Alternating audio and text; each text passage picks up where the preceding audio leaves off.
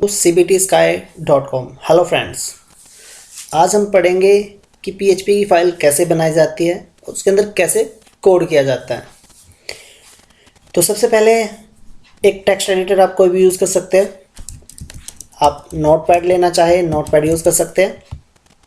और जैसा हमने बताया कि हम सजेस्ट करते हैं ड्रीमवीवर, हम ड्रीमवीवर का भी इस्तेमाल कर सकते हैं।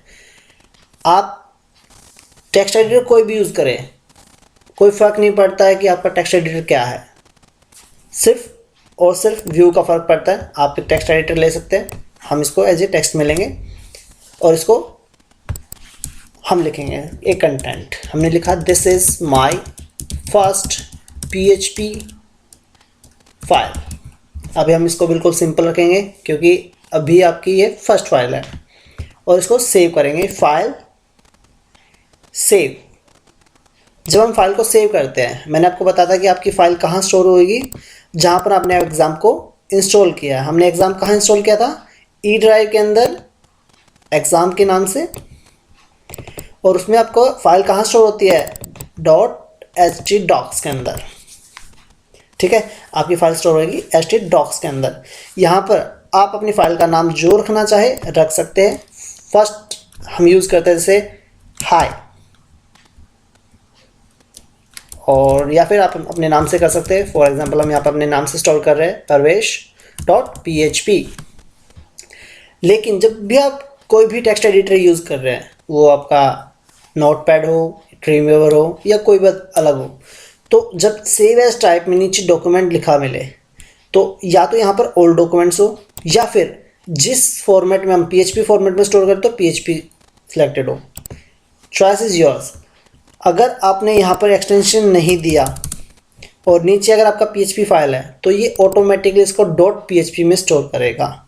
लेकिन अगर ये ओल्ड फाइल्स यूज़ किया हुआ है और आपने एक्सटेंशन नहीं दिया तो सर्वर जो सॉफ्टवेयर है वो कंफ्यूज हो जाता है इसको किस में स्टोर करे। तो उसका जो बाय डिफ़ॉल्ट प्रॉपर्टी होती है, जैसे नोटपैड की बाय डिफ़ॉल्ट प्रॉपर्टी क्या है कि वो टेक्स्ट फाइल को स्टोर करता है, तो वो उसको टेक्स्ट में स्टोर करेगा। तो इसलिए हम इसको एक्सटेंशन डिफाइन करना पड़ेगा .php एंड सेव।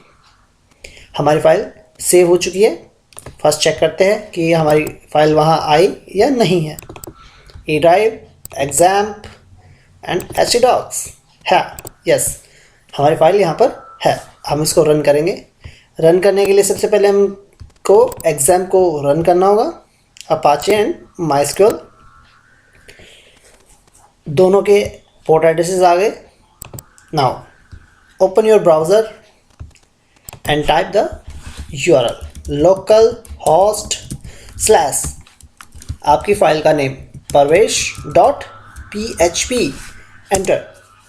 या this is my first file.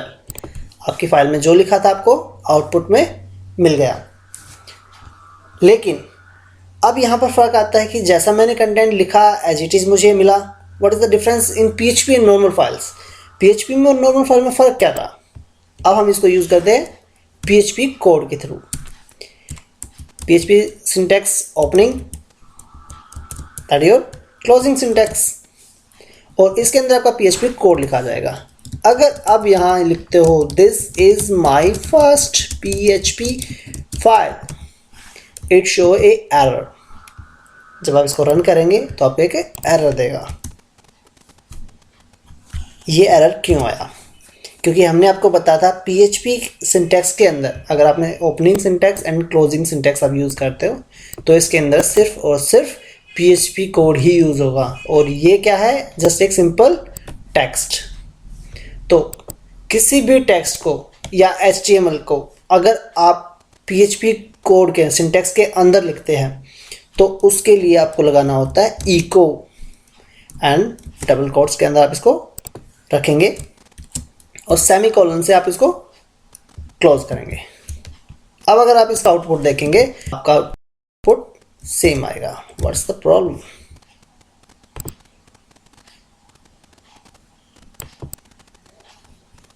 Okay, PHP echo,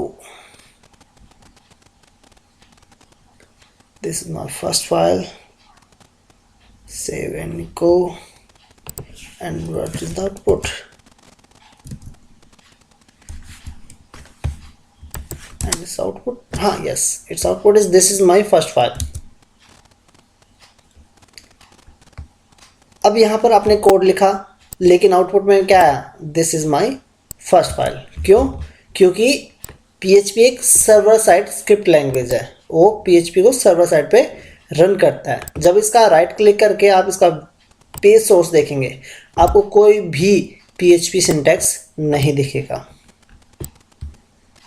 do one more thing, हम एक और इको लगाते हैं, एक और सिंटैक्स लिखते हैं। ओहो, ओके, वो इट्स वर्किंग। उसको सेव किया and then refresh your document. वो इट्स वर्किंग, आपका आउटपुट आया। लेकिन जब आप सोर्स देखेंगे तो आपको कोई भी PHP कोड नहीं मिलेगा, क्योंकि हमने आपको बताया कि PHP क्या करता है, हमेशा अपना आउटपुट प्लेन HTML फॉर्मेट में देगा। तो इस तरीके से क्या है, आपका कभी भी कोई भी आउटपुट PHP कोड के थ्रू आएगा तो सिर्फ और सिर्फ प्लेन HTML में आएगा। नाउ वन मोर स्टेप, हम एक स्टेप और आगे जाते हैं। मैंने आपको बताया कि भी हम इको के अंदर कुछ भी लिख सकते हैं। अगर मुझे ये टेक्स्ट बोल्ड चाहिए, यू नो HTML, आपको HTML आती है, तो HTML के लिए किसी भी टेक्स्ट को बोल्ड करने के लिए क्या होता है? Strong, that's your HTML tag ना। आपका ये HTML टैग है, हम इसमें जो भी वर्ड लिखेंगे वो बोल्ड होता है, वो it's bold text and save.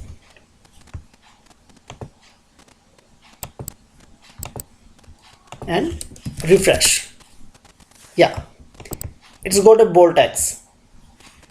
इसने आपको बोल्ड टेक्स्ट दिया, लेकिन जब इसका व्यू सोर्स करेंगे तो आपको HTML कोड तो दिखेगा लेकिन PHP कोड नहीं दिखेगा, क्योंकि ये प्लेन HTML में आपको आउटपुट देगा।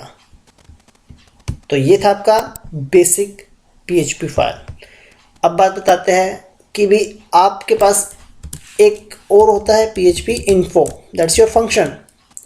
ये PHP फंक्शन होता है, जब आप इसको यूज़ करते हैं तो आपके PHP के बारे में आपको पूरी इन्फॉर्मेशन देगा।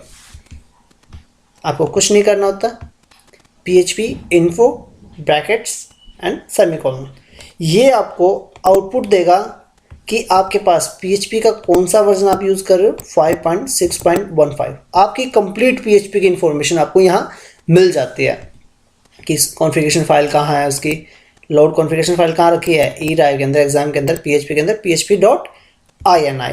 इसी तरीके से आपकी पूरी सेटिंग्स होती है, PHP की पूरी इन्फॉर्मेशन आपको यहाँ पे मिलता है। PHP के अंदर अपाचे एनवायरनमेंट कहाँ है वो भी आपको बताएगा।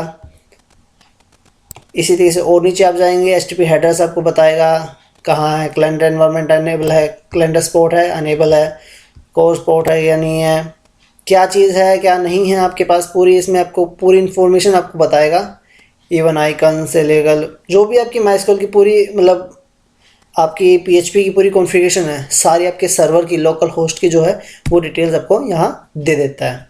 ये MySQL की है, ये MySQL आई की है, आपकी ये MySQL ND की है।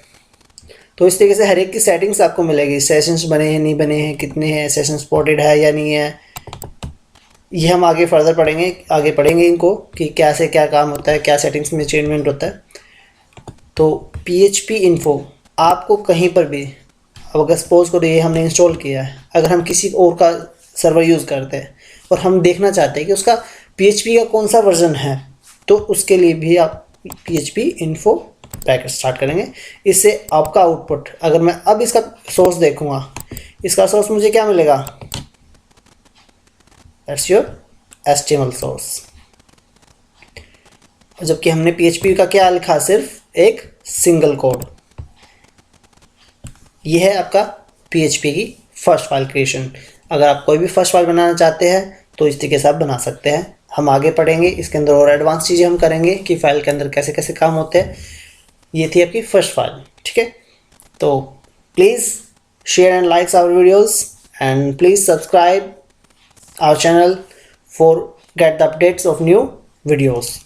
Thank you for